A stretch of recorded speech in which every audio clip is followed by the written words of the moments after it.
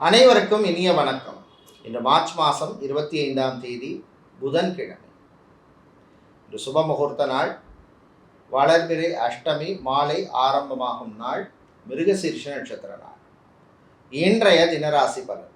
மேஷம், நண்பர்களால் நன்மை உண்டு. ரிஷபம், பொறுமை அமைதி தேவை.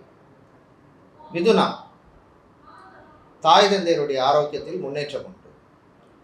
கடகம், மாணவர்களுக்கு நன்மையானது. சிம்மம், பிரயாணங்கள் பயணங்கள் நல்லபடியாக நடக்கும். கன்னி, சுறுசுறுப்பாக இருக்க வேண்டிய நாள்.